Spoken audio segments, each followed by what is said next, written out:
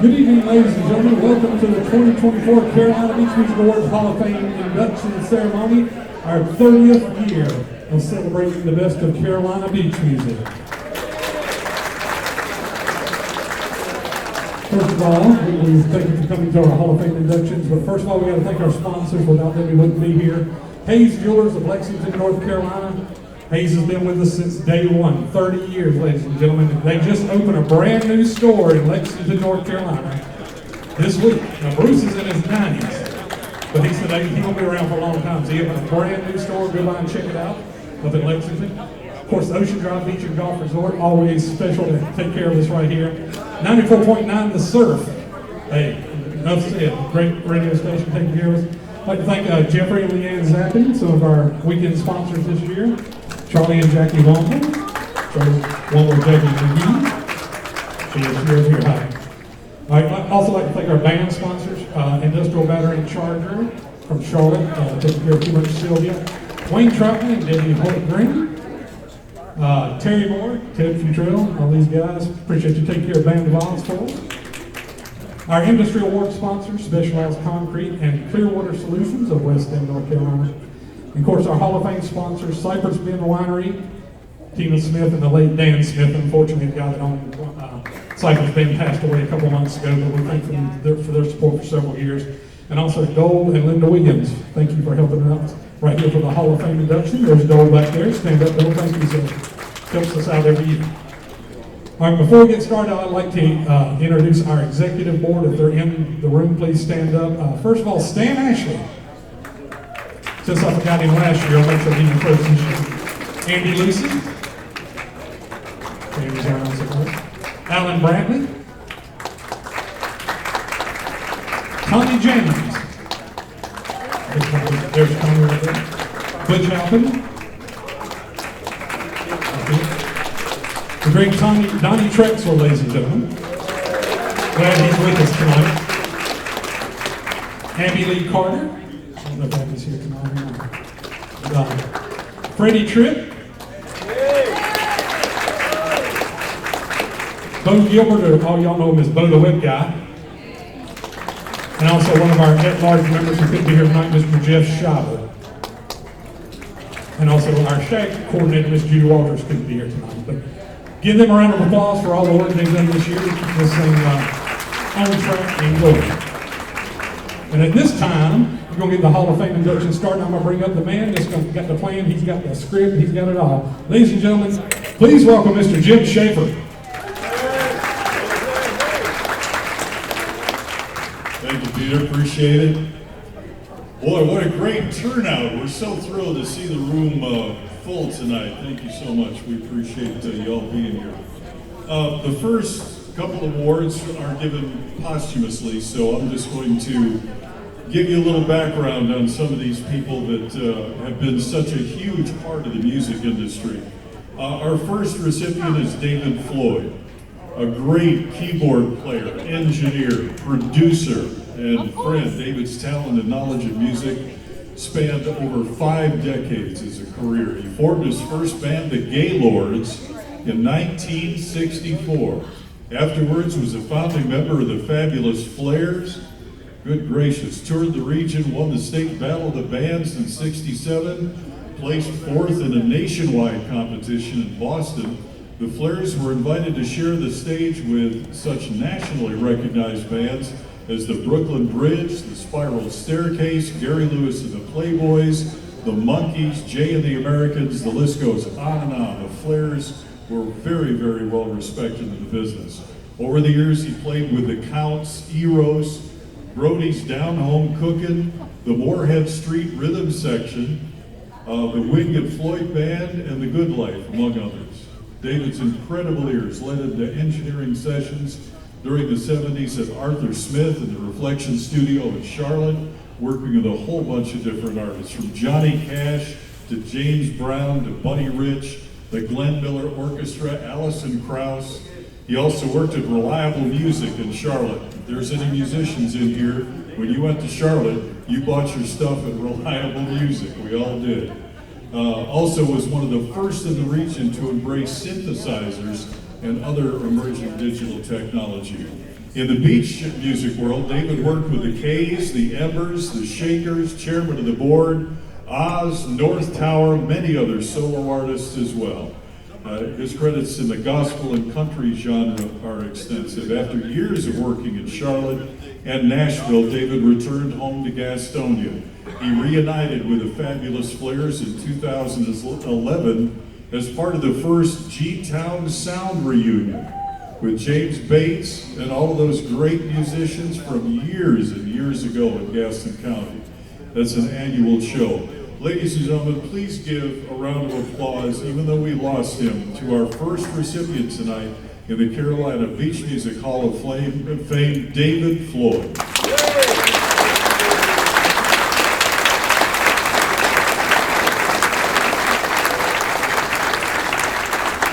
Our second recipient, also we lost him, Bobby Simmons.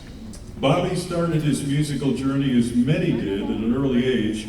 By the time he was in high school, he played piano in a gospel group already, the Blue Ridge Quartet, and had done Here's a little history. I started in radio in 1972. I got hired to MC a gospel concert in Utica, New York with the Blue Ridge Quartet. That was my first announcing job on stage as a radio DJ. Could Bobby have played in that group at that time? Boy, talk about a coincidence. My goodness. He's done studio sessions at Mark V Studios in Greenville, also a member of the South Carolina All-State Band on trumpet. After high school, he traveled with a band, 11-piece band, traveled extensively. He also realized that making too much money in the music business is not something that a lot of musicians did, so he pursued a career in real estate for the next 22 years. Didn't play keyboards any longer, but at the age of 40, he retired from real estate, sold everything, his truck, his car, bought a keyboard, and began learning all over. When he felt good enough, he started playing again in the Greenville area. About 2000, Bobby discovered the Chicago artist D.K. Davis and became a sponsor investor in some of D.K.'s songs. He also partnered with Fred Shaw, recording engineer and owner of Bradley House Music in Nashville. In late 2001, he put together a compilation CD called I Believe in America as a tribute to honor the memory of the victims of the 9/11 terrorist attacks. He's also been on projects with Ricky Godfrey, who is here tonight, I know, Mike Taylor and the Holiday Band, also featured with the legendary Harvey Fuqua and Maurice Williams. In 2002, Bobby produced and released the Ricky Godfrey Band CD Soul Sensations, which won CD of the Year in 2004. The band also won Group of the Year. Bobby also sponsored and performed with the Ricky Godfrey Band on the 2006 CD Once in a Lifetime Love, which won the Cammy Award as CD of the Year that year and Group of the Year as well. In 2008, Bobby left the Ricky Godfrey Band but played an active part helping Carolina artists like Shag Attack featuring Jimbo Durham. By 2010, he was spending most of his time doing live sound productions all through upstate South Carolina. Bobby was an avid outdoorsman and extended his love of music as the owner of Music Maker Retail Store and also dabbled in real estate as well. His wife Lynn and family, even though they couldn't be here tonight, are very appreciative to the CBMA.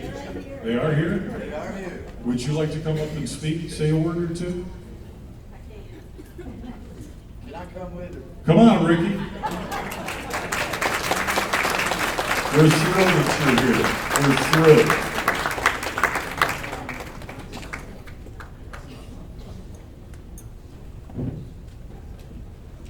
Come on right around this side, Ricky, and we'll get the microphone to you.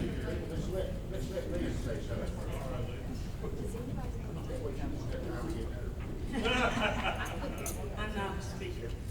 I just wanted to say that if you knew Bobby, you knew how much Bobby loved the music world. And OD was his favorite place in the world. He had no brothers and sisters. So everybody that was here and in the Shag world were Bobby's brothers and sisters. So I never met a stranger. And my mother used to say, does Bobby ever meet anybody that he doesn't know? I said, no, Bobby has friends all over the world. And if he doesn't know them, he will know them before he gets through with me. When he met Ricky, he found his other brother. So he and Ricky were together from the day they first met on the Bradley house until Bobby's health started to decline and he couldn't be in the band anymore. But he and Ricky continued to be friends. So Ricky's got some things he'd like to say. First of all, remember, Bobby, if y'all could each send me $5.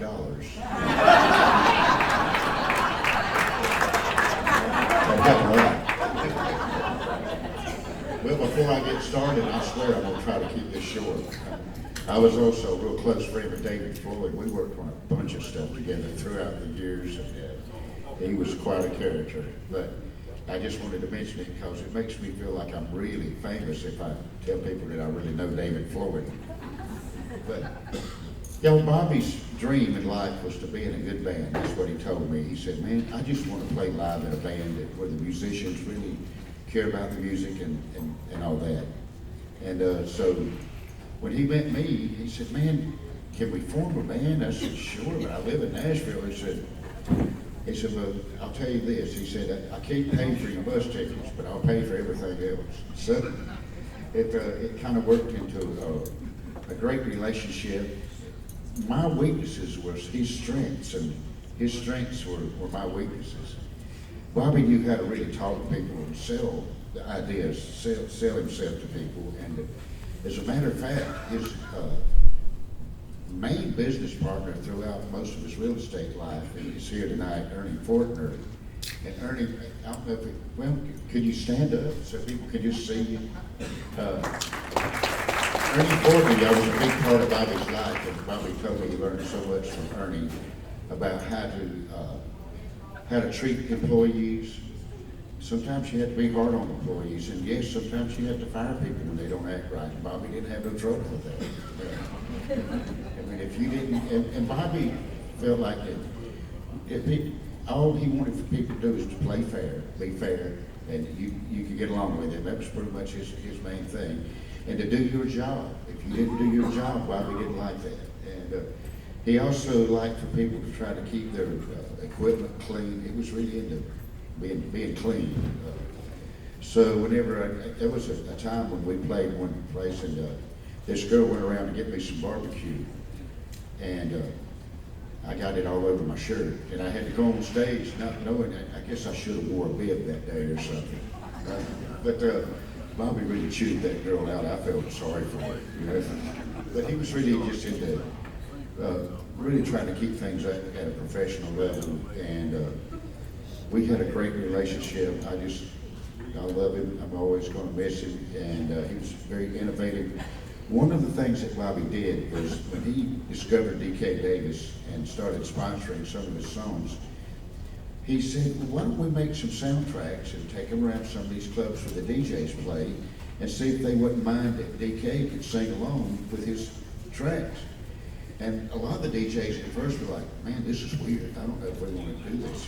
You're trying to take over my gig. And Bobby said, oh no, man, I just want him to do one song, 2 songs if you don't mind. And after they did it, the DJs started liking it because, you know, it's like, well, God, if we can get some of these artists that people know about to come into the club where I'm doing the DJ, if they bring their tracks, it'll make people stay and listen to what I'm doing when I'm doing DJ stuff. So Bobby started that trend. And anyway, just to make a long story short, we had a very great relationship. He taught me a lot about how to treat people. He taught me a lot about how to be humble. And I try to remember, he used to say, Ricky, you can't fraternize too much with the people you work with. I mean, you can be friends with them, but at the same time, if you're the boss, you got to kind of put a little bit of distance between you and them. And it was little things like that, little he was just such a wise person. And he was just a an incredible shag dancer too. He took shag lessons from Shag Alberti, who a lot of y'all know who that was.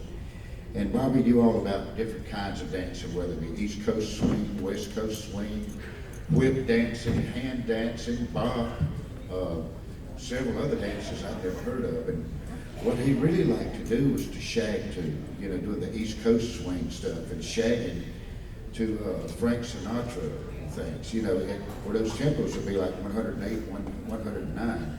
He said it was really hard to dance at those slow tempos. And him and Fred Shaw, when I first came from Nashville, I didn't know this about how strict the DJs were about the tempos. He said, it's got to be 116 to 126 beats per minute or they will not play it. And I remember we were cutting the thing on Daddy Cool, and they wanted to do Blue Moon of Kentucky, so they cut it. And I said, man, this just don't feel right to me. Man, it's, the lyrics don't seem to go along. And Fred and Bobby both got on to me. They said, Ricky, that's because you just, once they shag to it, and they'll get used to the speed of it, and the lyrics won't matter as much as far as the speed of it's concerned.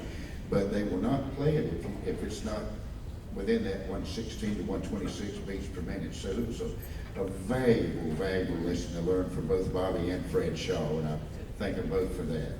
But anyway, I'm going to miss him. I love him, and I know he's kind of watching right now, and I just couldn't.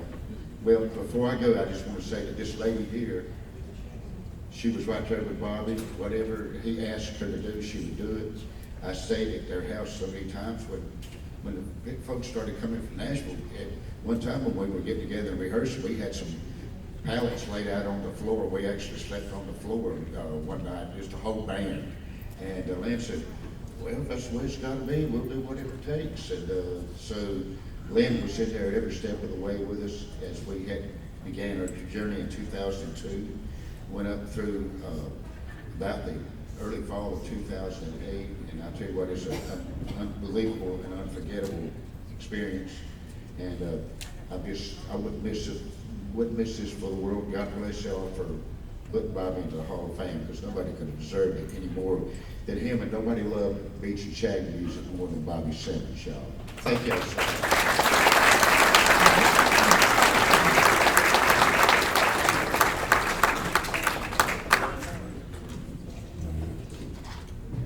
Can we get our pictures?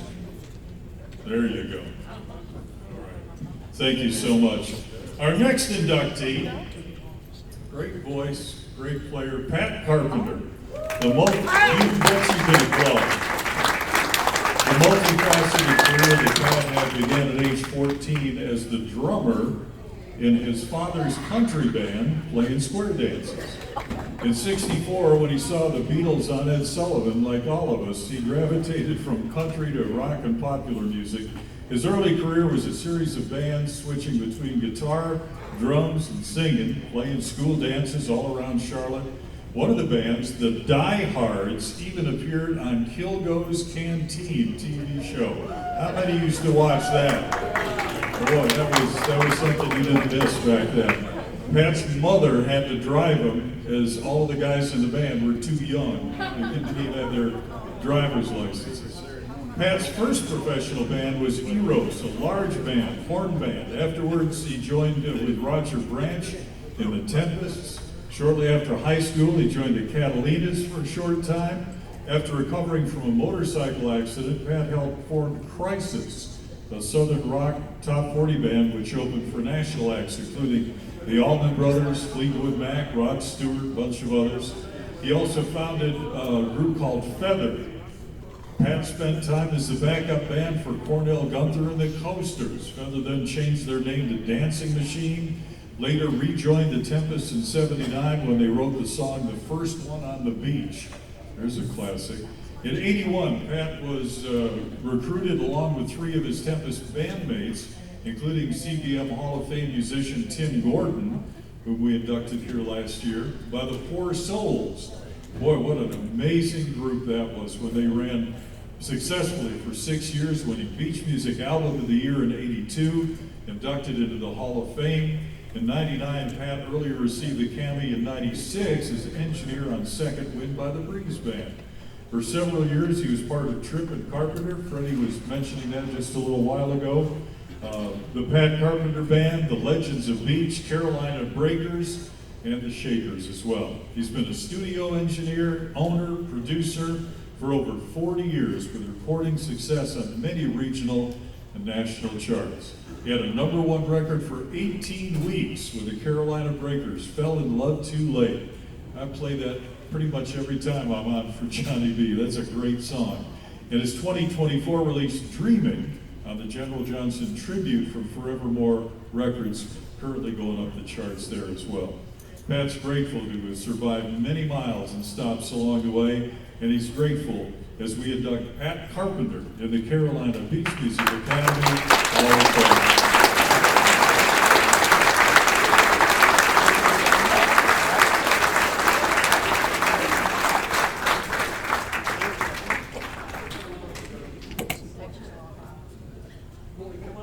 Yes, sir. This is your time. Come on up. Let's go! So after hearing all that stuff, I gotta say, so that's what happened. That's right. Yeah, folks, it's been a long time. I was thinking coming down here today, excuse me, it's been 60 years since I was 14. A lot of miles, a lot of friends, a lot of joy and a lot of sadness. But still playing music, still trying to do the best I can do. And I got a few stories I got to tell you. One coming down here. How many people from Charlotte, raise your hand? You guys remember a group back in the mid-60s called the Paragons? Yeah. Well, Johnny Pace and Bobby Pace and their father had bought them a hearse to travel around their gig equipment. So, so I was walking home one day from school. I was about 15. I talked to this guy at the car lot. He had a 57 Cadillac hearse. And so I talked to him a little bit and told him I had a paper out. And I was washing cars. And so I said, you know, I really like to have that hearse. And I said, can we work out a payment arrangement? And he said, well, son, if you want to come in here and make payments every week, I said, I can do that. So I walked the rest of the way home, and I was just feeling like a 15-year-old boy just hit the jackpot. I was going to get my license in a couple of months, and I'm going to be driving around a hearse. Be able to get all the equipment around it, because before that, my mother, or generally my mother, if we couldn't get her to take us to do a job, even Kilgo's Canteen, we couldn't do the job because nobody else, parents had a car or wouldn't put one together. So I come home, I'm just feeling wonderful. My brother remembers this, and my sister.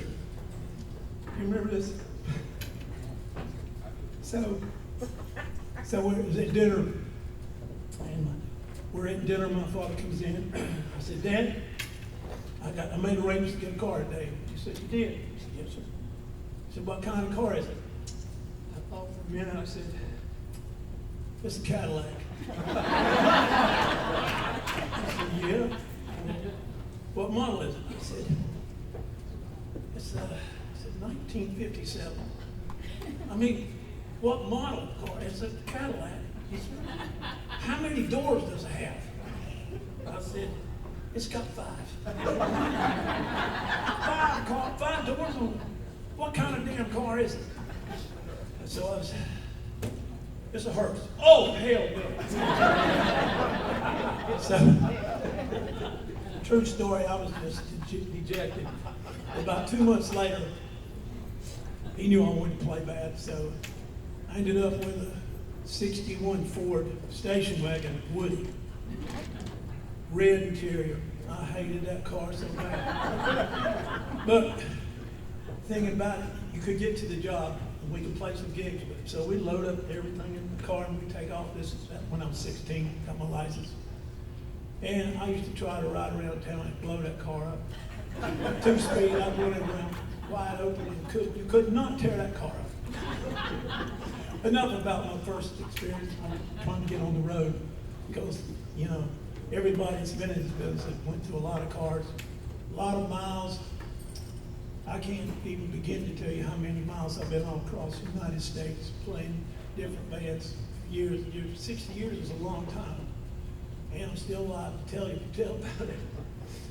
And I just want you to know that I'm very humbled and gracious that the community has given me this award, especially while I'm still alive. It means a lot.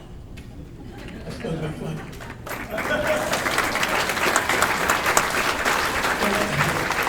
There's been so many people that's been through my life, so many band members that we've lost, that I've lost in 60 years. I can't begin to tell you how sad it is that, you know, does anybody know Ray Alexander? You know, played with a little bit everybody. Ray told me a few years ago, we went to Bob Inductions, who was the drummer for the Poor Souls, about 5 or 6 years. Bob passed away, and Ray was really tore up about it. And he called me the next day, was the only known about it. Man, I don't know what I'm gonna do, and like this and all that. So I listened to him about 15 minutes.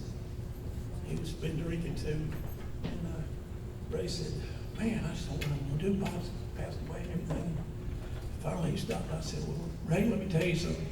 Ain't none of us getting out of here alive." And he goes, "Wow, man, that is so profound."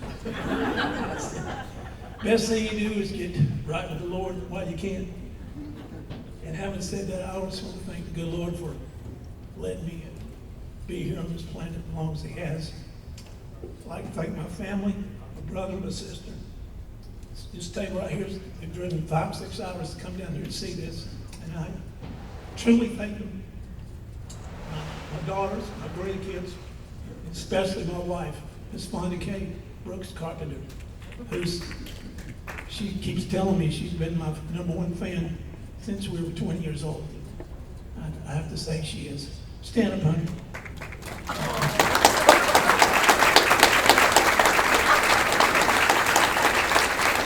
She's a good woman. She's a Cancer. She's a Scorpio dragon. If anybody knows what that is, best thing you do is be real careful.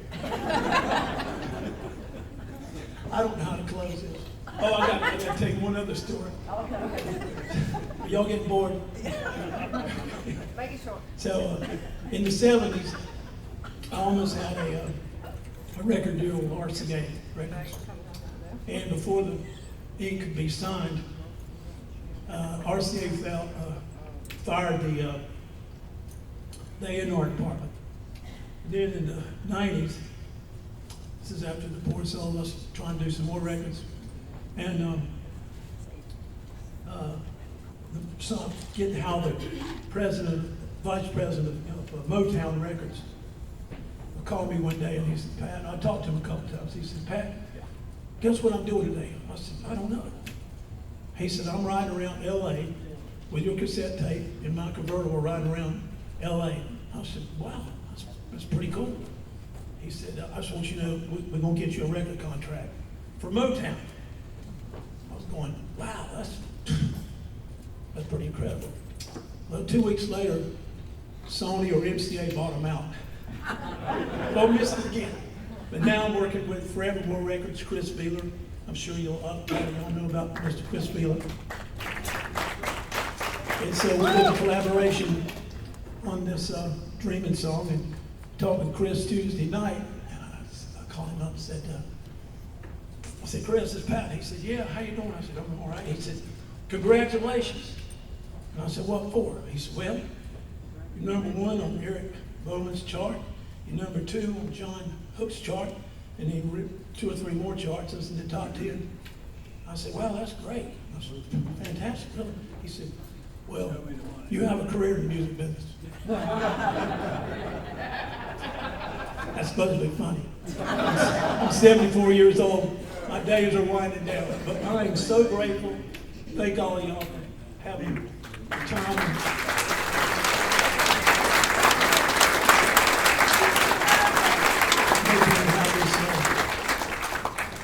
That's all I can say. I wore out.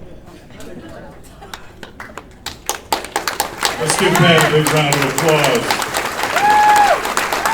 Wonderful story, that's for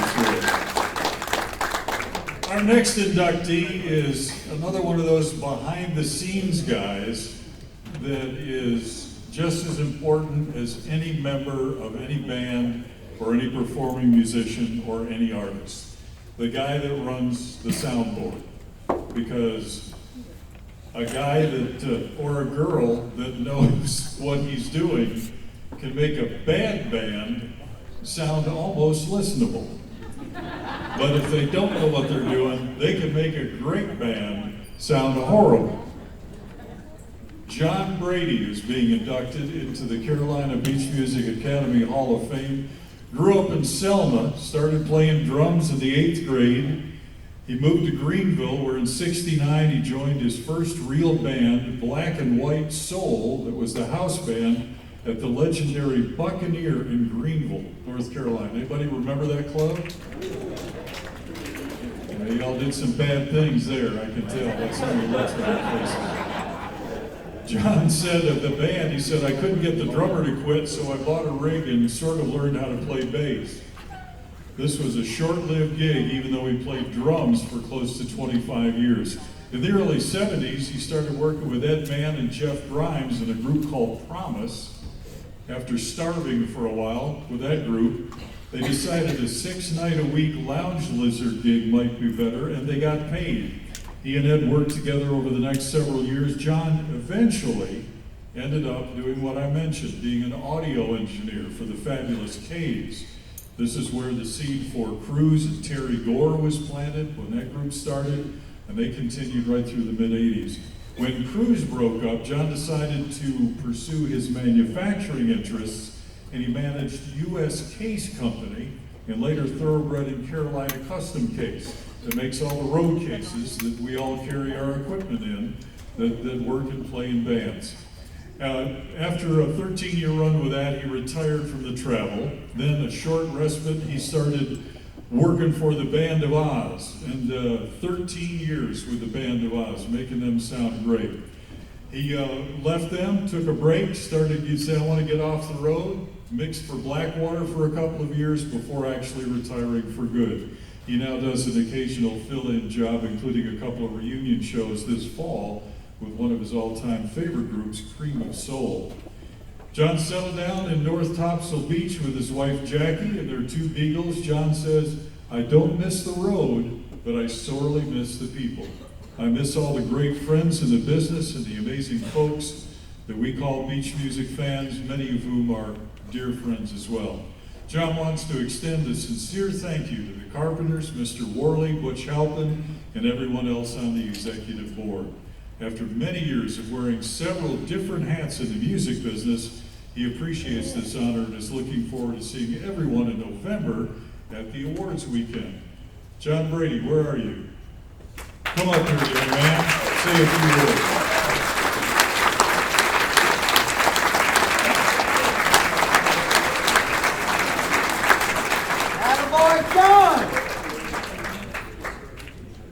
Thank you very much, Jim.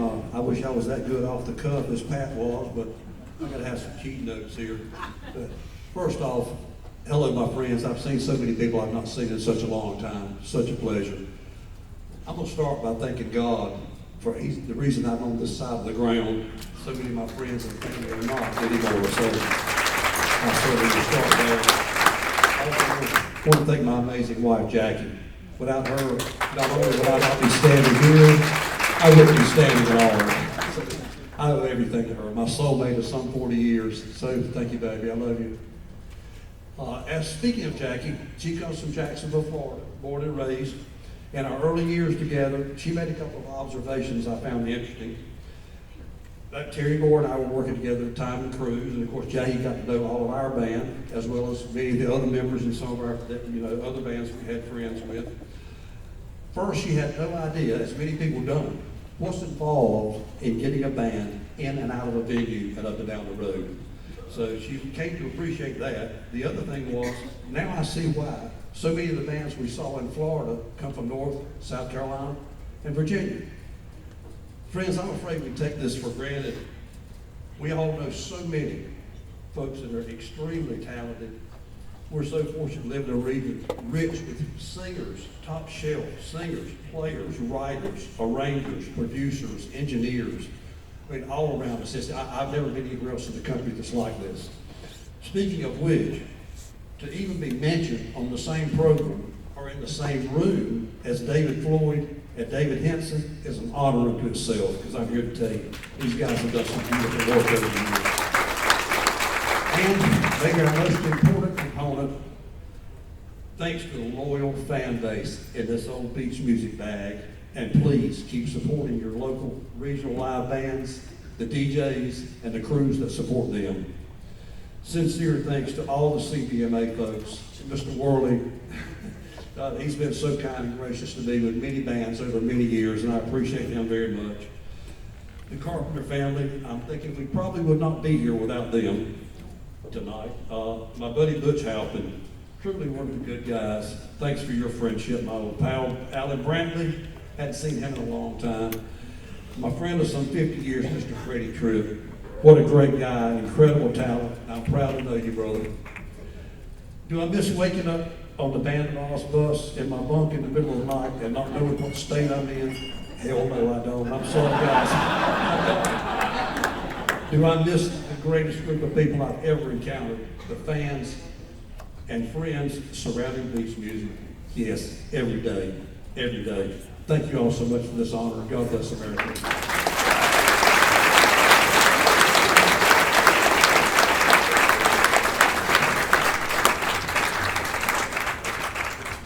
Thank you, John. Appreciate it. Well said.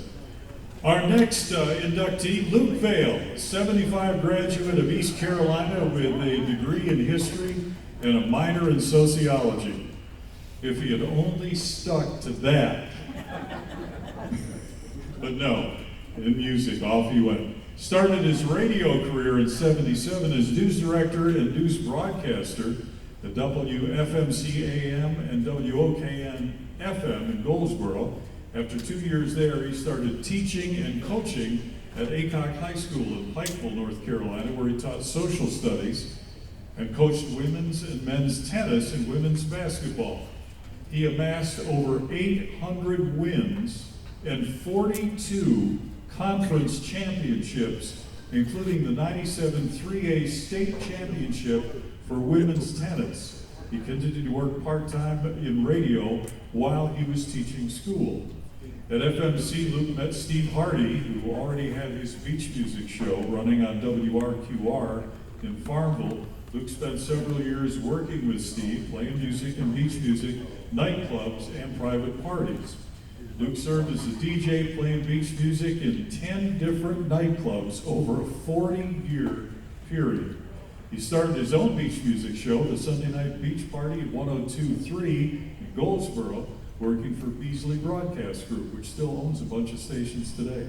Beasley later purchased 107.9 WNCT in Greenville. On Labor Day weekend of '94, Luke started Sunday on the Beach on that station, which he continues every Sunday from 1 until 6 p.m., which he continues to air every time on this Carolina Beach Music Awards Hall of Fame radio station, now owned by Henry Hinton and Interbanks Media. Luke then thanks several mentors who have made a huge impact on his radio career, including Tony Blackman, Steve Hardy, Webster James, Brad Hood, and Henry Hinton. I'm quoting him, "This part-time career has allowed me to make lifetime friendships, play the music that I love on the radio, talk to the best beach music fans and listeners anywhere, and to do a job that's both fun and rewarding." Luke would like to thank his loyal listeners for their support for over 30 years, and the beach music artists who continue to provide us with great Carolina beach music to play on the radio. Sharing the stage has been a dream come true. He is humbled to be getting this Hall of Fame recognition from the CBMA. Luke and his wife Lisa have been married for 34 years and reside in Pikeville, North Carolina. It's my honor to induct Luke Vale into the Carolina Beach Music Hall of Fame. Luke.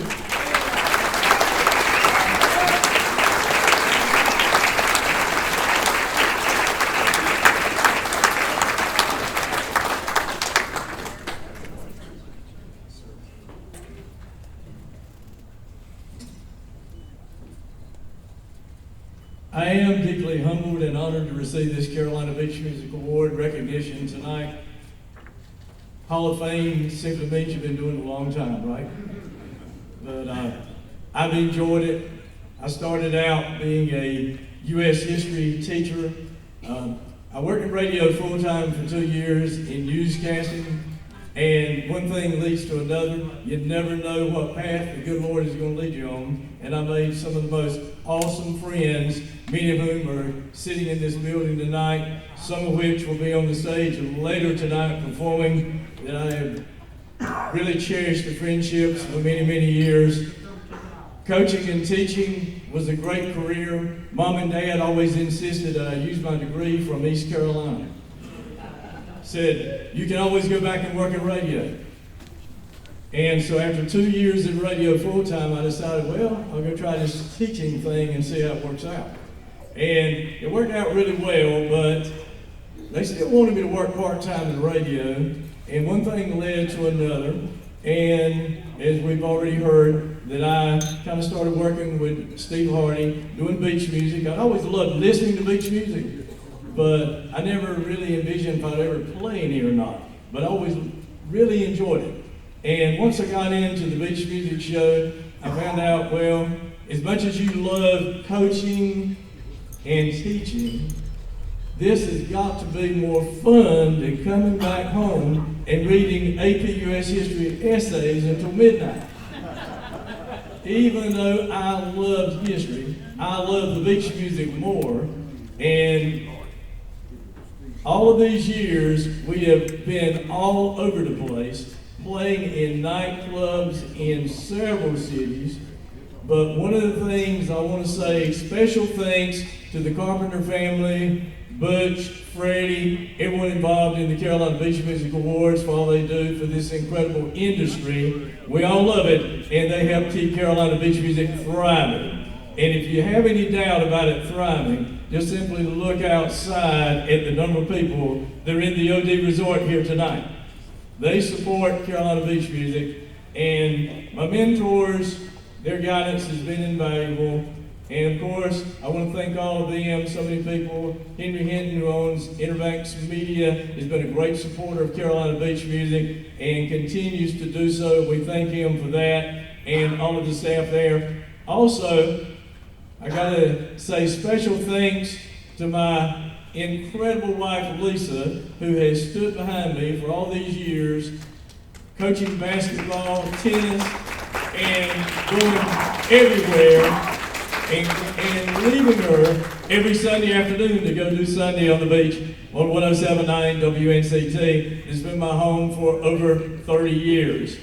When I get up on Sunday, I'm always excited knowing that I can go to church, then I can roll out to the radio station and do something that the good Lord has blessed me with, to be able to do 2 careers that I really loved and enjoyed. And as much as anything, we see this building full tonight. Well, one of the things that really brings to light how much we all love Carolina Beach music and the friendships in the building. Great to see Ricky Godfrey back in the house tonight. Had the chance to do some work with Ricky many years ago with Steve over in Greenville. And from all of the beach music bands, I want to say a special thanks. I know we've got several performing here tonight, and we want to thank all of the beach music bands for their dedication. They're the ones that turn out the music that those of us in radio play.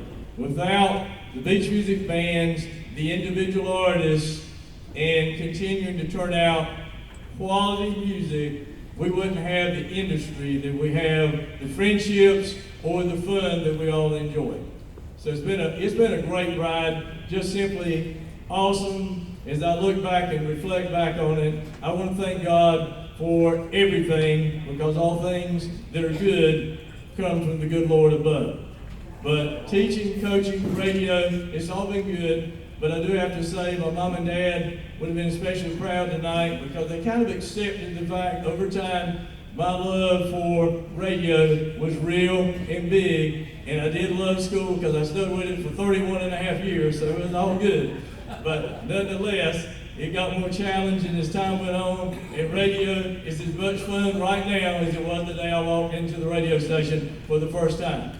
So I want to say special thanks for everyone coming out, supporting Carolina Beach music, the great program that's been lined up tonight, and we look forward to some awesome Carolina Beach music all over the place later tonight.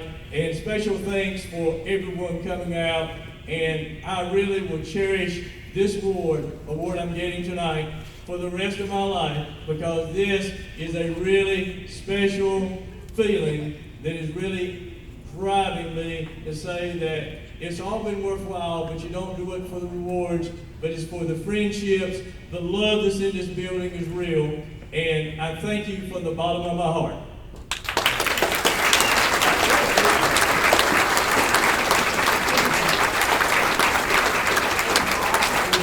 Well, ladies and gentlemen, live local radio.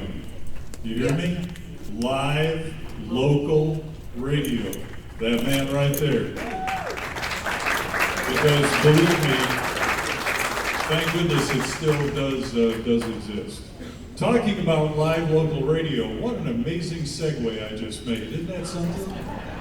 This table of ne'er-do-wells over here, all my friends, all volunteers, every one of them at WSGE 91.7 in Dallas, North Carolina.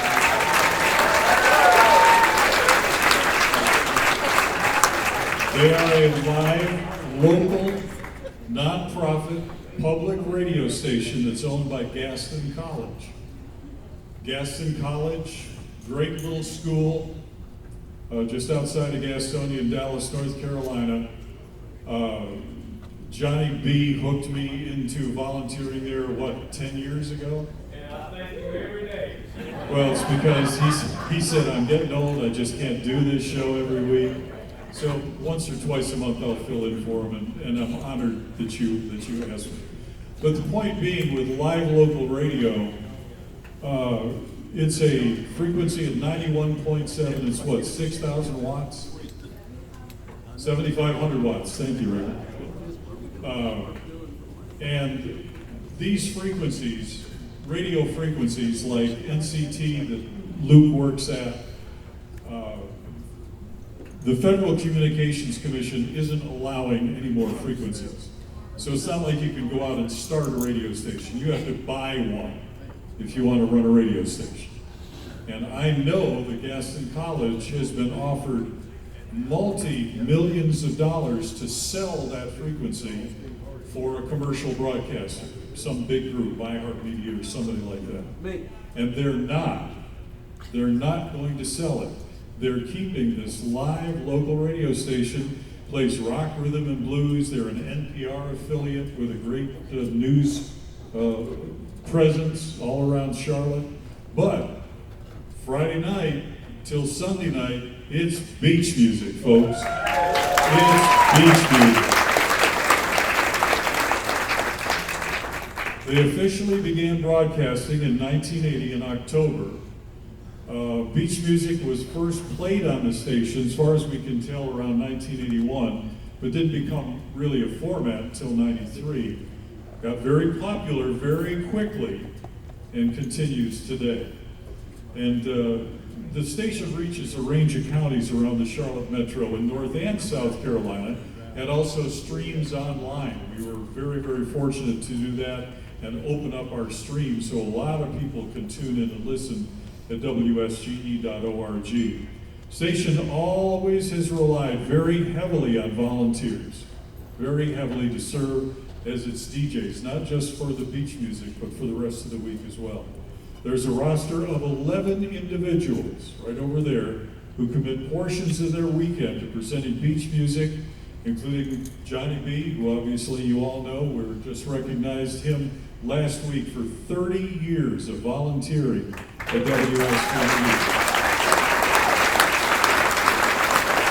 I could tell you how many other guys and gals who are at that table have volunteered many, many more years than I have. But it's amazing that this group of folks, this group of friends of mine, continue to give up a lot, one day of their weekend pretty much every weekend for no compensation to keep beach music on the air. It's a listener-supported radio station relying on the generosity of an audience that values the music and is grateful for those who support. WSGE is honored for this special selection. You need to start walking up here now, whoever's gonna do all this. All of y'all, come on up here. All of y'all. The CDMA Hall of Fame is very, very happy, and I'm happy to be a part of it, to induct WSGE 91.7 in Dallas, North Carolina, into the Carolina Beach Music Hall of Fame. General Manager Rick Young.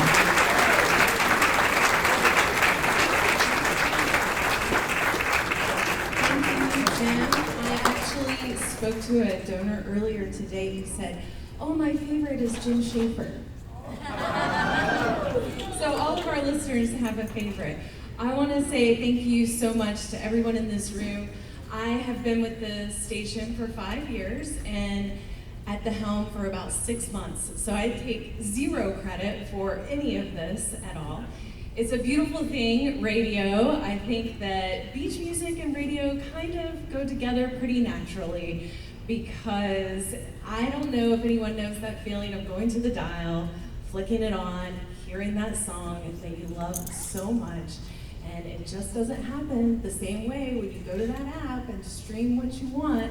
So we're so fortunate to be a public radio station that's supported by many of you in this room. Thank you very much. Most importantly, all of these individuals up here with me, and before this, there were many volunteers who came.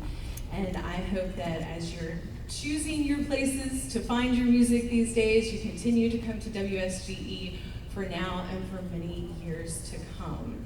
As Jim mentioned, we did recognize John Barkley last weekend for 30 years with the station, and so appreciate all he has done for us. We also want to thank so much the CBMA for this honor and for keeping the beach music going. We appreciate it. Does anybody want to add anything? You got it covered. Jim Schaefer did it all. I know, he really did. He knows us so well. So thanks, Jim. Thank you, Andy. Do everybody get a picture? Walk over there, young lady. There you go. Stand right in the middle of all of that.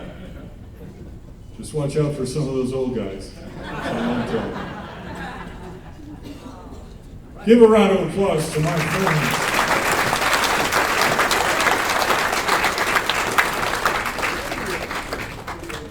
This next inductee into the Hall of Fame is a guy that I love to hear talk, and I love to hear him sing even more.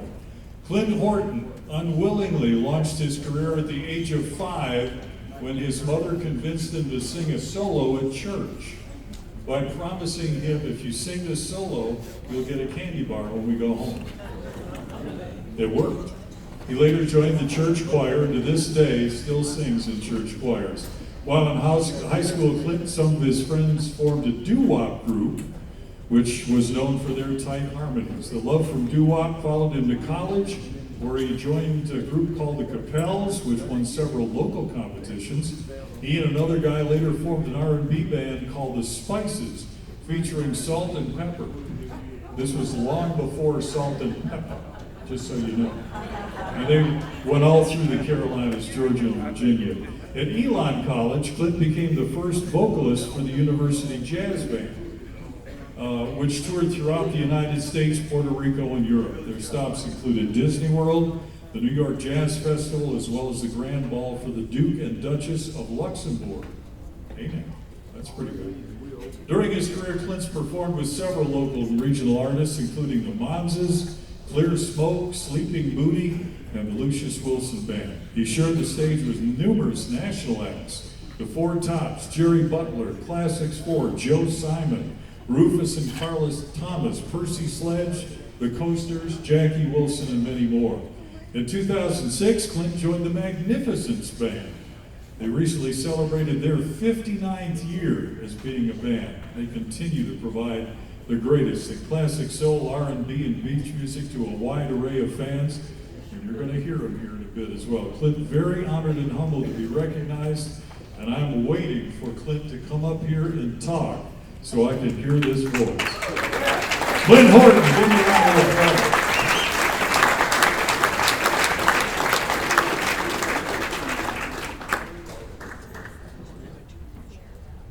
Hello, everyone. Maybe I should say that again. Hello, everyone. This afternoon, when I got here, my friend and former neighbor, Alan Brantley, and I were talking. Yeah, we were neighbors. Then he moved out on me and moved to the beach. But anyway, we were talking, and he said to me, he said, do you have your speech prepared? And I looked at him and very quickly said to him, well, I'm going to speak from the heart. But what I really wanted to say was, nobody told me anything about no speech. But anyway, it's always important to me to be prepared to do whatever you're asked to do. Also, I want to begin, as others have, I want to begin by thanking God who made this possible for me. He gave me everything that I have and continues to give me those sorts of things. I also want to give honor to my mother, who is deceased, but as was stated before, when I was about 4 or 5 years old, we had this thing at our church, and a number of churches had what they call Children's Day. And it gave children an opportunity to basically stand up and make their parents proud or embarrassed, one or the other. But anyway, my mother said to me, she said, Buddy, everybody called me Buddy at the time. She said, if you sing, I'll give you this candy bar. That was one of the best candy bars I've ever eaten in my life. Since then, I've really been blessed to go a lot of places and do a lot of things through music that I otherwise never would have had the opportunity. I also want to thank my wife for 53 years, who has put up with a whole lot of yes, a whole lot of that. And for those of you who are in music, you guys know what I'm talking about.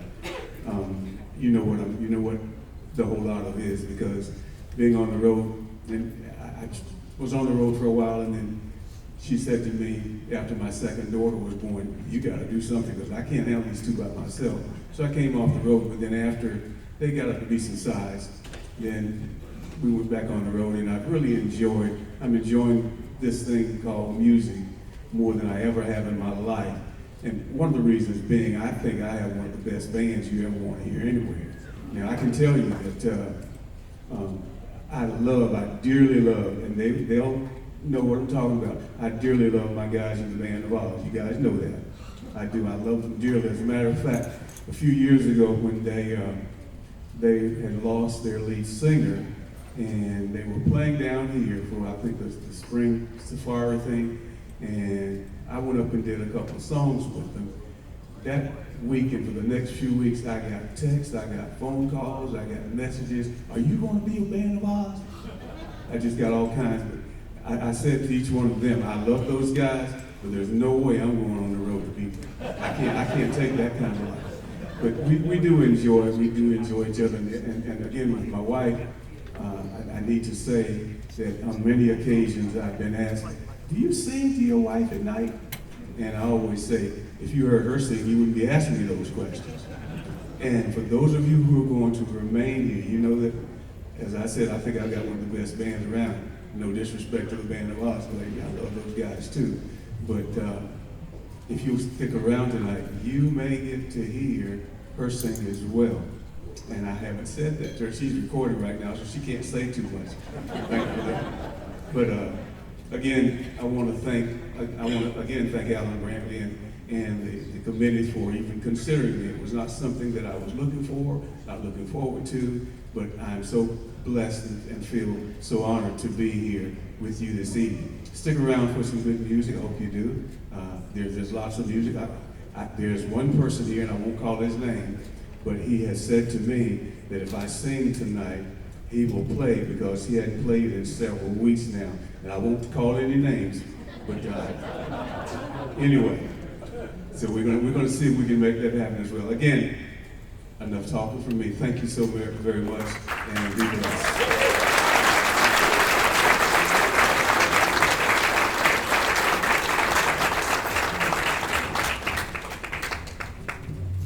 Thank you, Clint.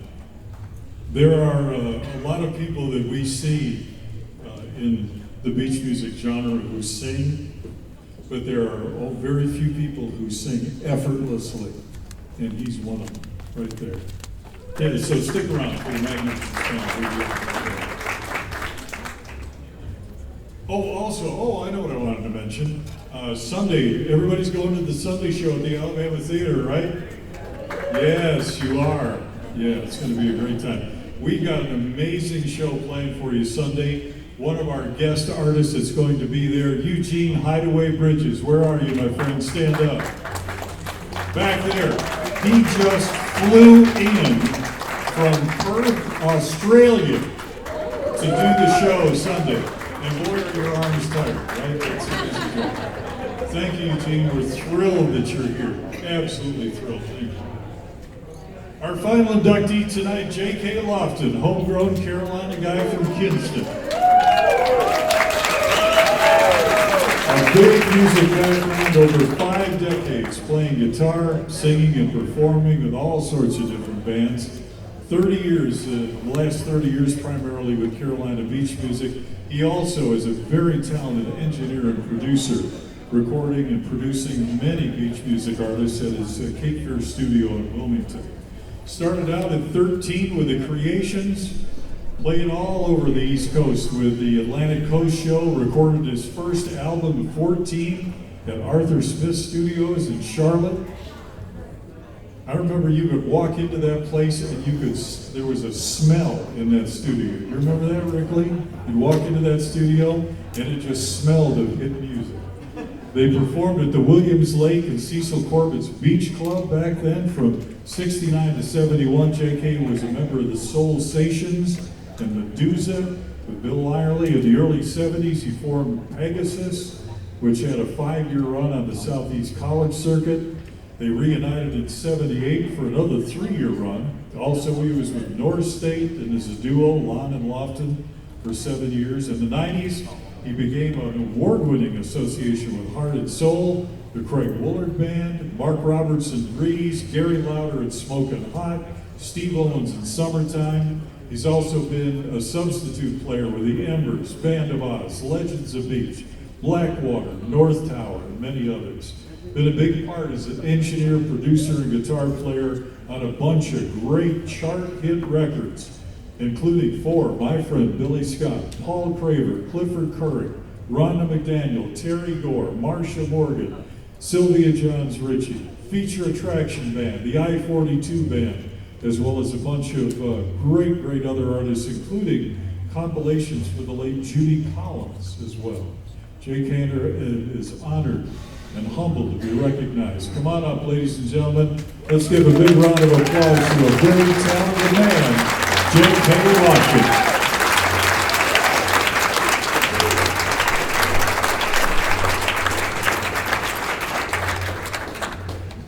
He said everything.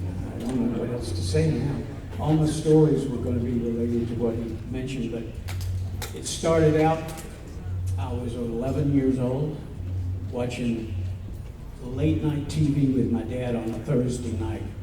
It was the Jack Parr Show.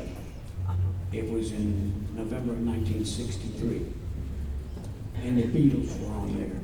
3 months before they were on the Ed Sullivan Show, before their records were released here. Jack Parr got off a plane in London right when they were getting off a plane in London. And Beatlemania was right in front of his eyes. He went, "What is this?"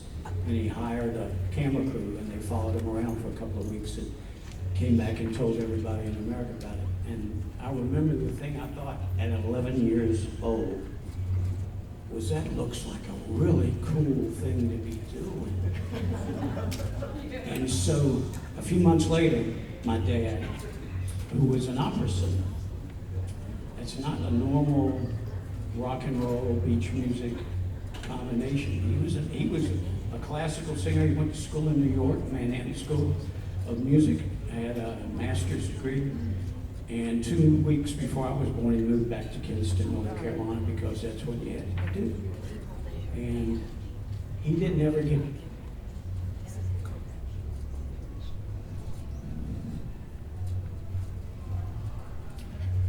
to completely fulfill his dream of music. But he made sure I did. So,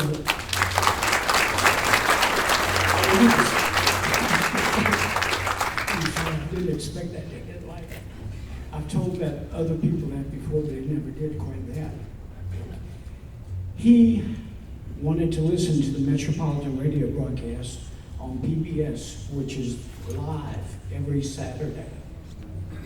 So he went to Stanley's Music Shop in Kinston, North Carolina, because there was no Best Buy. And so he ordered a tape recorder that had to come from Japan. And while he was ordering the tape recorder, I was out front looking at the electric guitars, like a kid in a candy store. And he came out of that place, and I said, I want one of them, not one of those hollow things with a hole in the middle of it, and I want an amplifier. And he just looked at me like, what has happened? 6 months later, his tape recorder showed up. And I went, remember you said when your tape recorder shows up, I could get one? So he got me the cheapest, hardest to play thing in the world, and I wouldn't quit. And fortunately, I had people that knew what they were doing that showed me how to. I played. The first real band I was in, like he mentioned, was called The Creations, and we morphed into this band called the Atlantic Coast Show. We met this guy named Sammy Bland. Anybody from Eastern North Carolina may remember that name. He was on Channel 7, WITN television, and he had been a radio guy from Rocky Mount, North Carolina. He came around to radio stations all over Eastern North Carolina, offering to make 1,000 albums for somebody for $1,000. And we took him up on it. That's how we ended up going to Arthur Smith Studios. And you can't imagine what it felt like walking into Arthur Smith Studios. I was 14 years old. I was the first guy in the band to walk in the door. And Arthur Smith is standing there in his cardigan sweater. He says, hi, I'm Arthur Smith, and this is my brother Ralph. And it was just like I was watching him on TV on Saturday night. I couldn't believe it. We went in there, and in the 3 hours it took us to make our first album, I learned more about recording than I ever knew. Like I said, my dad got a tape recorder the first day I got a guitar, so I learned how to use a tape recorder early on. We recorded ourselves all the time. We even had a weekly radio program for about 15 minutes. But that day at Arthur Smith's, and I see what they're doing there, I went, oh, this is way cool. This is too cool. And I got to play all over the East Coast, from DC down to Florida to Atlanta, when I was 14 to 16 years old. One of the other people that I met at that time, and I'm trying to include everybody else in here because there are a lot of folks in this room that I met then and later, and that had an influence and effect on me. Keith Houston. I was 13 going to my friend Wendy's birthday party. Keith was 12, and his band, was it the Avengers, was playing for the party in the recreation room at one of the recreation parks in Kinston. And that was when I first met Keith. And then later on, the very first date I ever went on was for a Sadie Hawkins dance. I was always off playing, so I never got to go on a date. And this girl asked me to go to Sadie Hawkins with her. At the same recreation place, the Avengers were playing again for the Sadie Hawkins dance. And that's when I think I got to meet Freddie Tripp the first time. Freddie, thank you too, because Freddie is the guy that all of us sent our, whatever we thought a bio was. And he made sense of it. He made it sound like somebody that knew what they were doing, put it together, and it made sense. And since he's known me for so long, he actually chose a couple of things I found out from him that the picture he chose for me was me wearing a tuxedo with the Atlantic Coast Show, which at that time, this was 1967, 68, half black, half white band. There were places we couldn't play. There were hotels we couldn't stay in. We played the night after Martin Luther King was killed in Spartanburg, South Carolina, on a multi-band integrated show. Nobody came to the show but the bands that were playing there, because we were all integrated too. And we were each other's audience. And that's something that just, I remember riding to it, it was just, it was everything. I have been really fortunate from that band to about every other band I've ever been in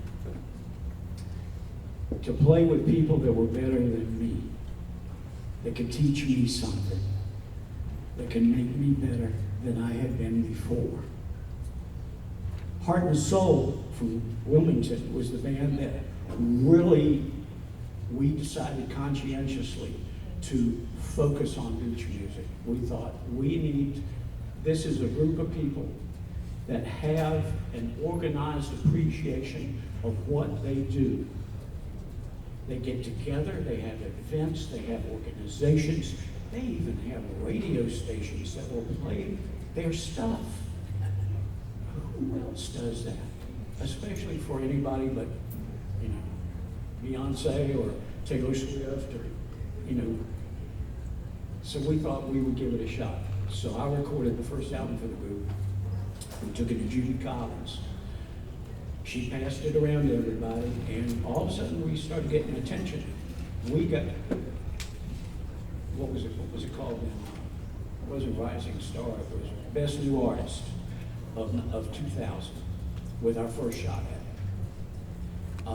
After that, I got in the Craig Willard Band. I left Heart and Soul in 2004. On the same day, I didn't know this, that Craig left the Embers. I found out about a month later what had happened. And we ran into each other and just started talking. And then in April that year, 2004, Debbie, his wife, called me up and said, JK, we know you got a studio in Wilmington. You must know a bunch of people that can play.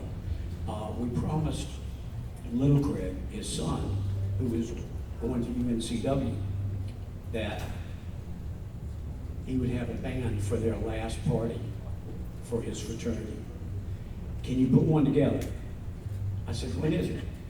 A week and a half from now. So I called up some folks. One of them is right back there right now. Frank Mills was the original bass player there. He's been in a lot of other groups with me because he is one of the finest bass players I've ever known in my entire life.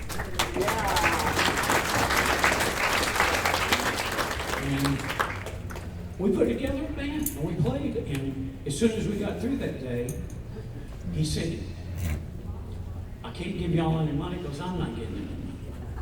But next weekend, I'm playing with Trax. He had 3 songs that he had released under his name by that point in time. He said, I'll be playing with Trax for the Triangle Beach Music Festival in Garner.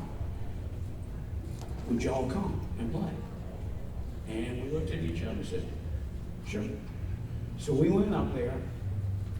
In between when the bands were switching over, we just jumped up there and plugged in. And everybody was walking around up on the hill behind things, not really paid much attention to anything. We played 3 songs, and it was like the first song, whoosh, everybody came to the front of the stage.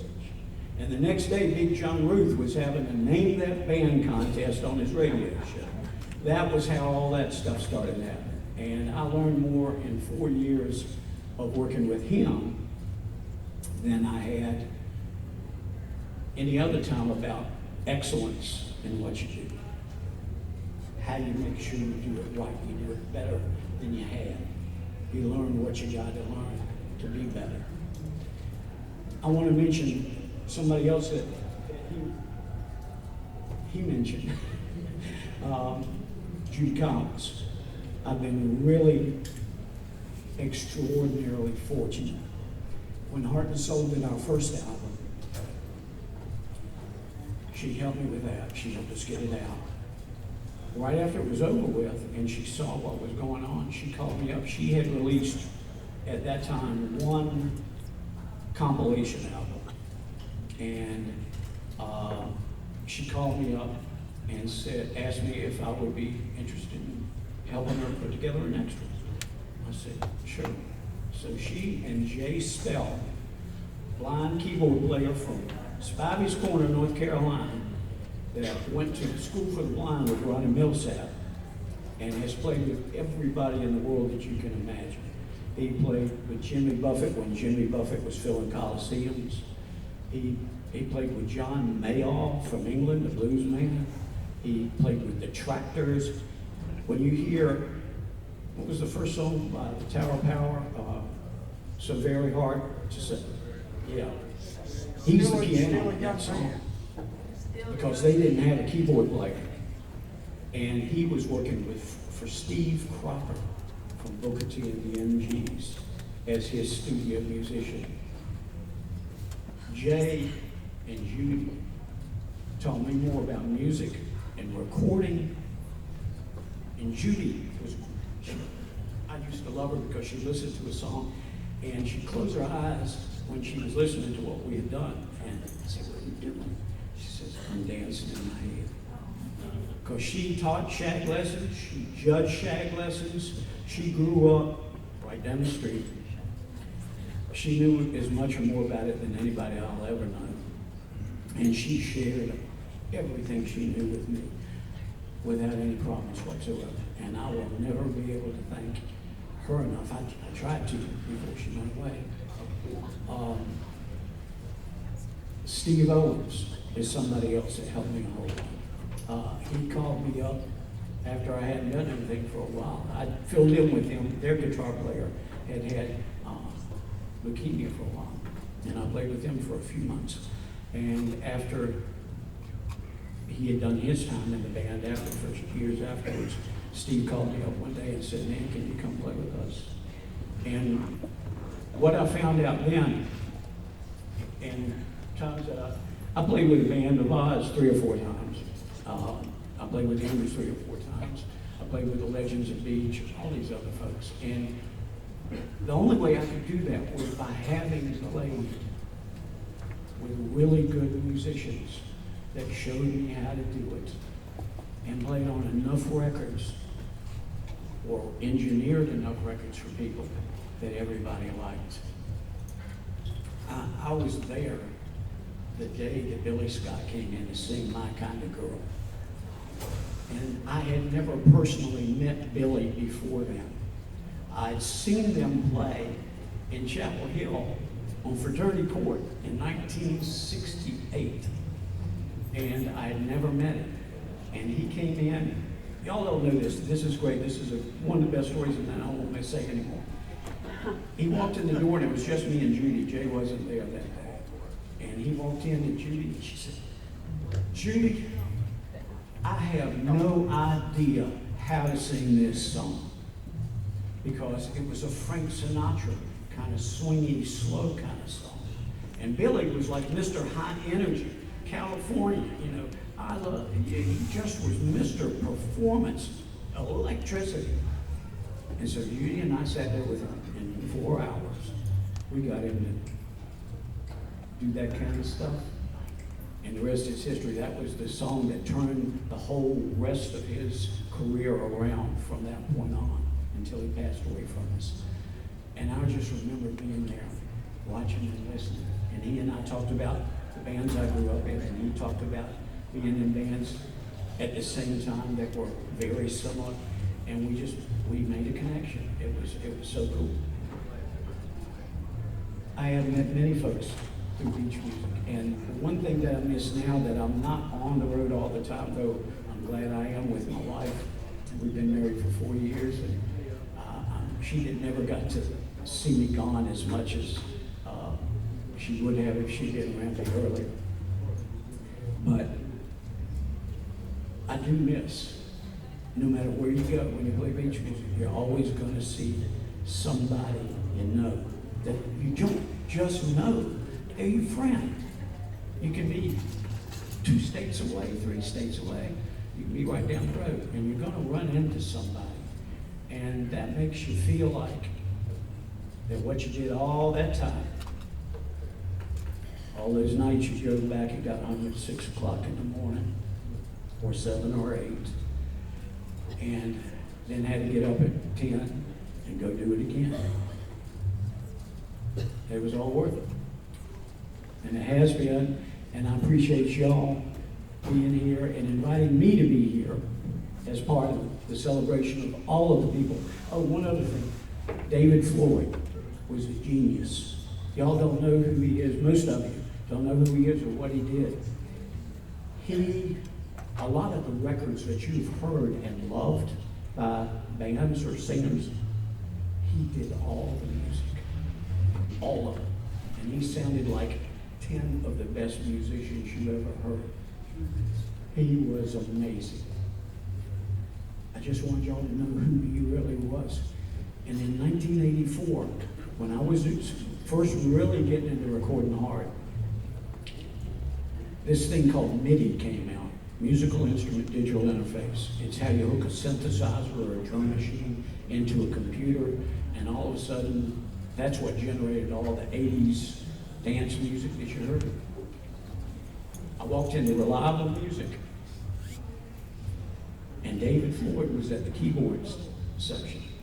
And I wanted to get the new MIDI thing that would allow me to hook it to a computer. And he was the one that sold it to me. So there are a lot of intertwined things here with all these people. I'm glad to be here. I'm fortunate to be here. I appreciate y'all inviting me to be here. Thank you so much.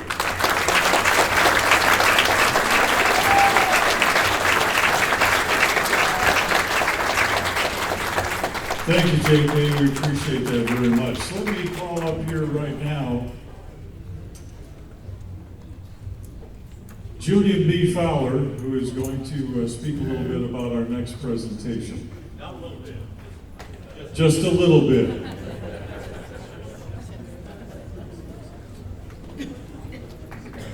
And once again, the Magnificence Band with Clint going to be playing here once this is over with, so y'all stay for some great music.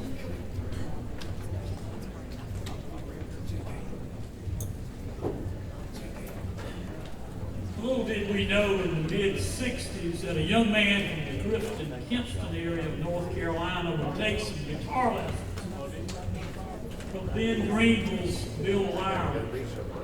With this interest in the guitar, he began to assimilate a group of friends, and they started a little band called the Avengers, with some of those friends and a female vocalist.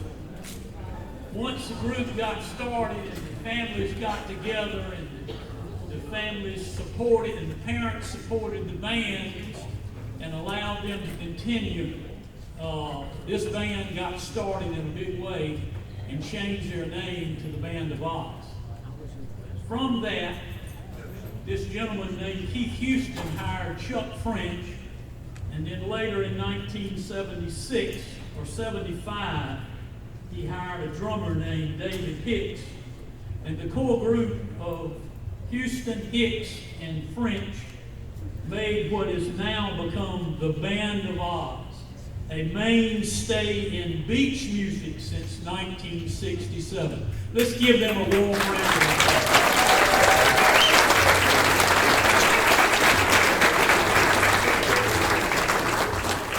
As this band went full-time, with the members coming and going, they would always involve new members, new things. They would get information from their families, and all the folks that supported this group seemed to always keep the band moving forward. Regardless of the changes over the years, regardless of the changes in funk and rock and disco and then back to soul, this threesome was in the forefront and has been there for a number of years. Even though the band endured all the changes, the band stayed true to what we call Carolina beach music. I mean, live Carolina beach music. since I've been employed down here, is the, I guess, the table manager at the Spanish game. I've developed a close relationship with Keith and David and Chuck. And this is a relationship that Mayor Blanche and I will always cherish. So at this time, Chad, I'll let you first. That's a hell of a way to put it, Julie. Seriously though, and I want everybody to listen to this closely, because back in the spring, when they announced on, I think it was on the surf, that a Lifetime Achievement Award would be given to these three individuals, that same week, two of their sponsors, Ted and Carol Futrell, had a party in Brevard for not only the Band of Oz, but for some of their sponsors and friends.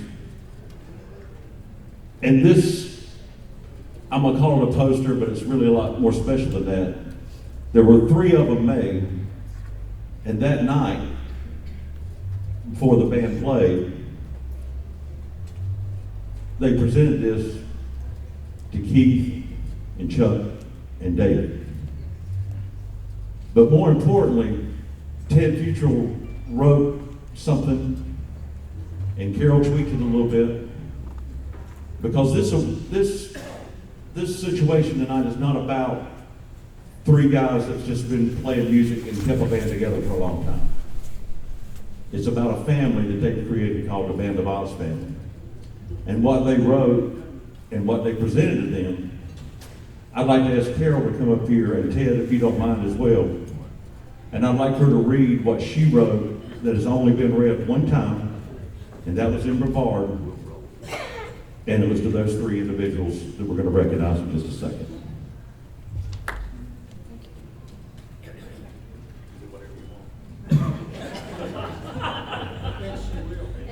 Thank you very much. Keith Houston, Chuck French, David Hicks. It is with great admiration and appreciation that we present you with this recognition of a lifetime of excellence together. You have shared the best in entertainment and music throughout these past 50 years. Your legacy of music has deservedly established you at the pinnacle of beach music world. This degree of excellence began to beat when you discovered your pursuit that fulfilled your sense of meaning, joy, and passion, all the while requiring a stubborn perseverance in the presence of obstacles. Always one more step to take. We're grateful for all the smiles and joy your music brings with every performance.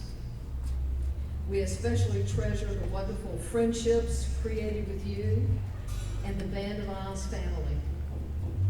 As we approach the twilight of our careers, we move forward with the hope that we will continue to find happiness in the connecting of music and friends, albeit sometimes one-foot dragon.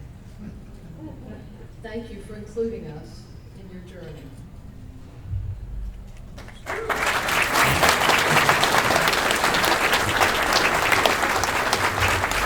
With those 3 positions, Ted and Carol, there's only 3 of them.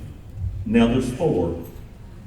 And it'll be auctioned off at TR's Cancer Fighters this year, right before the Band of Oz plays at that event. So there'll only be 4 of them. 3 of them belong to the principals, 1 of them there. I was watching a documentary on Dean Smith and ACC Traditions the other day, and Julian brought up family a few minutes ago. And it was Dean Smith, and it was about the Carolina family, and how whether you were a past player, a fan, current player, it was about family. And that's one thing that you can always say about whether it's Band of Oz friends or family, they are Oz family. Regardless whether you were a past player, a past sound tech, a fan, sponsor, regardless of what it is. These 3 didn't even realize over all these years that they've created a family as they have. I mean, you think about some of the lead singers that they've had, some of the players they've had, some that have left. These three individuals would sit back and be like, what in the hell are we gonna do now? But every single time, they adapted and made it better. And they still do that today. They have raised the bar regardless of circumstances and made this band better, but more importantly, as Julian said, have stayed true to Carolina beach music. They're a party band that plays beach music, and that's what we love about them. And for this and so many other reasons, the Carolina Beach Music Awards proudly present the Lifetime Achievement Award to Keith Houston, Chuck French, and David Hicks.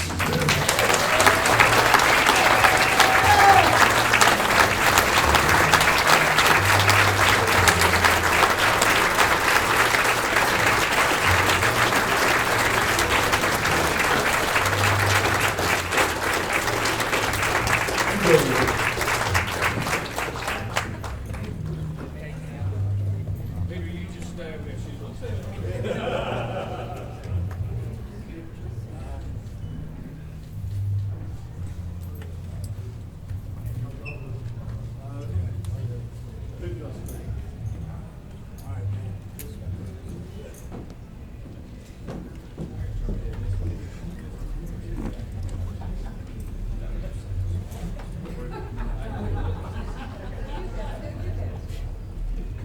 Really caught off guard. Last time I had a microphone, it cut off at my daughter's wedding. That's right. We got that taken care of now. We got you a new one. No.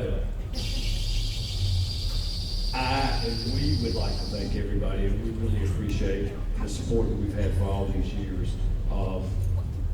Without you guys, there's no us. JK, I got one of those albums somewhere at home. Just gonna let you know that. But we really appreciate the support from everybody. I'd just like to say that, of course, you have to pardon my voice. I'm not singing tonight, don't worry. I've been lucky to be with these guys. I think you'd find it really hard to find a group of guys, three guys, that have been together in the same band for 50 years. I think that would be tough to find anywhere. And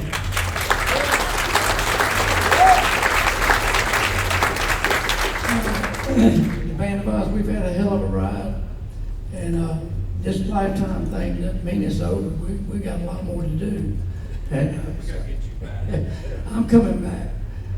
But now, I will say that from the very first that we went out and hit the road, we used to go and stay for weeks at a time. And I think every musician in here knows back when they first start, you didn't do it for money. There wasn't any money. You did it because you loved it. And you're still doing it because you love it. And you want to quit, you can't.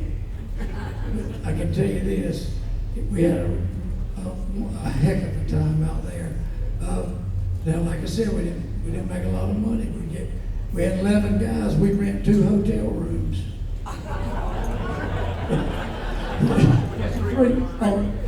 Three rooms for 11 guys. Of course, you know, by the end of the week, usually 2 or 3 of us would spend the night with some girl somewhere. So we was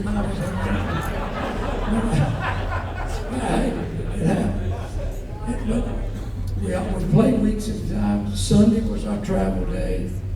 I'll always tell them, guys, you know, there's nowhere, anywhere you can get beer on Sunday. Get a case each. Everybody get a case of beer.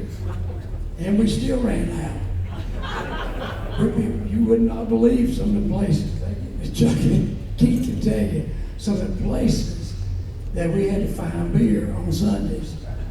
Man, we've been some places. But anyway, I just think I have been very lucky to be with such a great bunch of guys, talented guys. I'm not even a musician, I'm a drummer.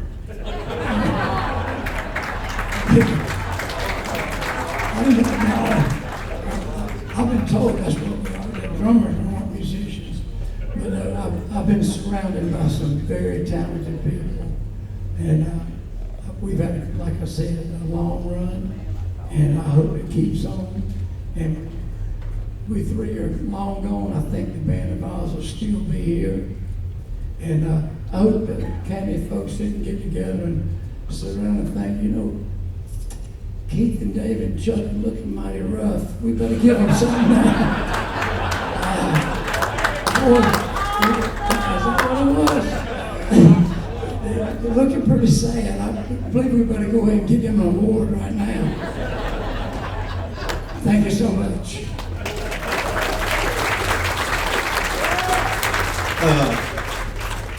All that stuff David said wasn't true for everybody. I want my wife to know that stuff. It was, I will say this, Keith Houston was 15 years old when Ray Houston brought him over to my house. I was in the summer of 1971. I was getting ready to start at school in East Carolina. And Keith came over and asked me if I wanted to play in band, and I had never heard of them. So I said, well, yeah, we'll give it a try. And they got a couple other guys from Greenville, North Carolina, to come and sit in that will be playing tonight.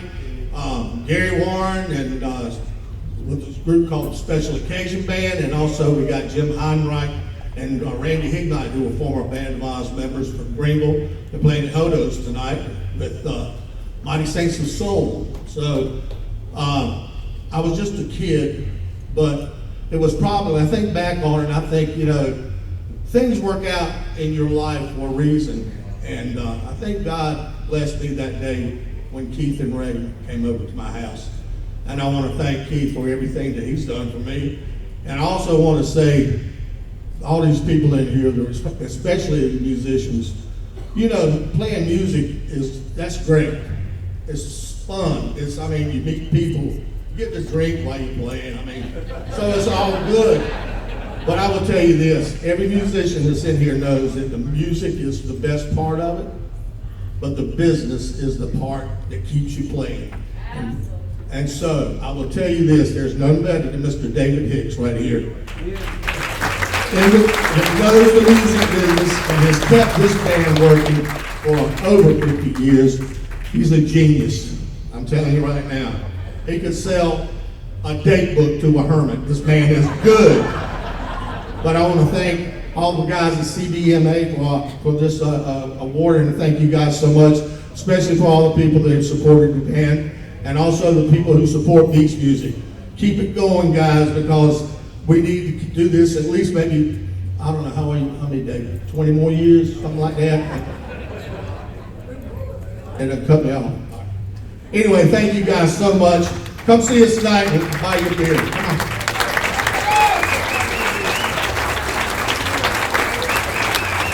Real quickly, before we let anybody go, because we're almost ready to wrap it up, there's one more thing, Jim, that if we could bring Rick Lee up just for 1 second. Sorry, I know this wasn't on the script, but when Rick Lee wants to speak, we let Rick Lee speak, okay? Thank you, Chad.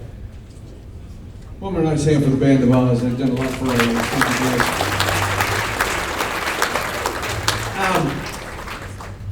I'm honored to be able to talk about this next gentleman. Before I do, I'd like to ask, how many folks do we have here tonight that are born and bred and raised in the Carolinas? Let me try that. How many folks do we have that were born and bred and raised in the Carolinas? The man I'm going to talk to you about was not. But he is one of us. I've had the opportunity to get to know this gentleman for the past few years. He's a damn Yankee. And we love him to death. He's one of us now. I'll go ahead and call his name. Jim Schaefer.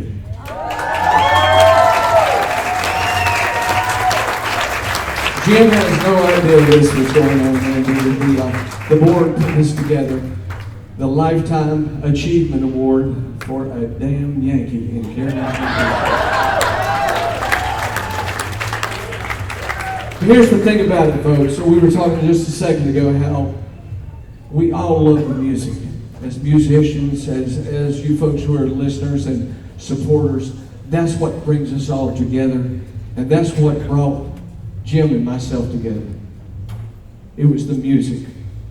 Jim and I talked many years ago, and he said, I wish we'd have got together a long time ago and started doing this. Jim, you will see him play with every band down here this weekend. Why? Some people think, oh, as a DJ, we're going to get the DJ on stage so maybe he'll play our record. No. It's because Jim feels the music. He knows the songs. He's a great player. The fingers, his fingers. I've heard him play everybody's bass guitar in the world, and it still sounds great. It still sounds like Jim Schaefer playing the bass guitar. He's got the feel. We love it. I could go on, and you know what? I'm supposed to read some of these things. Jim, I don't know if you realize it, but your daughter Maggie is here tonight. Maggie, would you please stand up? Molly, I'm sorry. Where is Molly? Looky here. Jim, come on up here, buddy. Fred Tripp would like to do put this together also.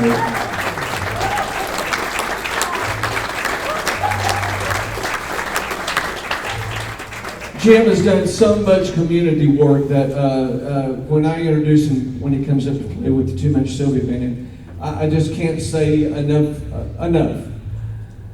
He's done so much work for the Muscular Dystrophy Association. When Jerry Lewis was doing the telethons, Jim took care of the 24-hour shifts in Charlotte. He's doing all this work with WSG, doesn't get paid a penny. And on top of that, you know what? We go out to eat every Monday night. I love you, Jim Schaefer. Congratulations.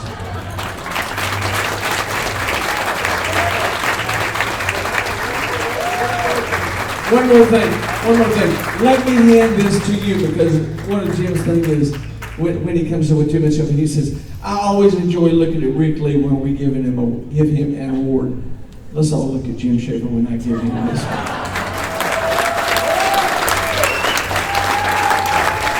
This is really unexpected. Thank you. This show has run long enough, so I won't say too much. Just that I'm honored when Rick has me up to play with Too Much Sylvia. I'm honored when Craig Willard has me up to play with the Embers. I've played with Blackwater and so on. I'm honored because they think enough of me as a bass player to be able to pull it off. I've played with Too Much Sylvia 50, 60 times over the years. I have never gotten a check. Never. But no, thank you all. It's going to be a great weekend. We had a great night last night, Thursday night. Can't believe my daughter came down. Wonderful.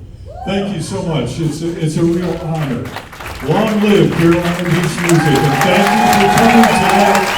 The Magnificents are going to be playing in just a little bit. Band of Wiles down in the galleon. Enjoy yourselves. We'll see you again soon. Good night.